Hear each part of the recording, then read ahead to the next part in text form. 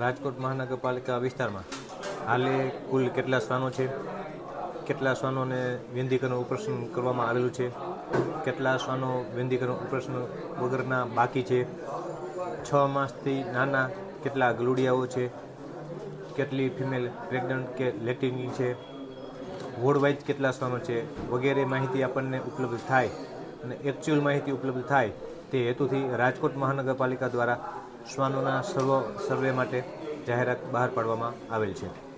ખાસ કરીને આ સર્વે કેવી રીતે કરવામાં આવશે અને એની પાછળ કેટલો ખર્ચ થશે?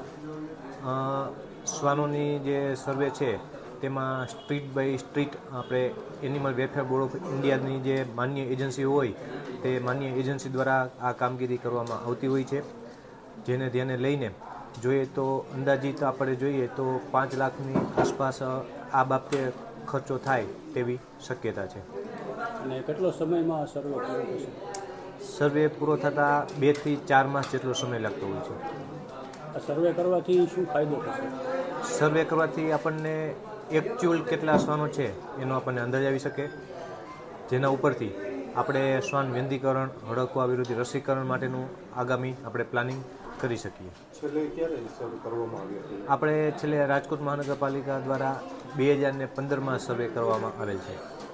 ખાસ કરીને જંગલેશ્વર જેવા કેટલાક વિસ્તારોમાં શ્વાનનો ત્રાસ હોય છે, આ માટે શું પગલાં લેવાયા છે? શ્વાનોના જે ત્રાસ છે એના માટે શ્વાનોની સંખ્યા અટકે તે માટે રાજકોટ મહાનગરપાલિકા દ્વારા શ્વાન વેંધીકરણ ઓપરેશન, હડકવા વિરોધી રસીકરણ અને અગાઉ જે શ્વાનોને આપણે વેંધીકરણ ઓપરેશનમાં આવેલ હોય તેઓને આપણે ફરીથી હડકવા વિરોધી રસીકરણ પણ કરીએ છીએ. સાથોસાથ કોઈ આપણને આવા ફ્યુરિયસ એટલે કે કરડતા કે આક્રમક શ્વાનની આપણને ફરિયાદ મળે તો જે તે આપણે તેના પ્રૂફના આધારે આપણે જે તે શ્વાનને ડોગ ફ્રેન્ડલી સેન્ટર ખાતે રાખી ઓબ્ઝર્વેશનમાં રાખીએ છીએ અને એ શ્વાન શાંત થયે જે તે શ્વાનને આપણે મૂળ જગ્યાએ આપણે પરત મૂકીએ છીએ.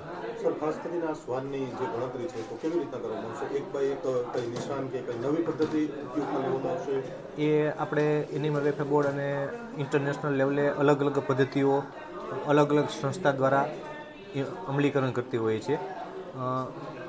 મોટાભાગે જોઈએ તો હાલે ટેકનોલોજીનો ઉપયોગ કરીને કરતા હોઈએ છે. એમની એપ્લિકેશન પણ જે તે સંસ્થા જે આ પ્રકારની શ્વાનની વસ્તી ગણતરી કરતી હોય એ સંસ્થા ટેકનોલોજીનો ઉપયોગ પણ કરતો હોય છે. એમના આધારે મોટાભાગે શ્વાનની જે વસ્તી છે એની ગણતરી કરતા હોય છે.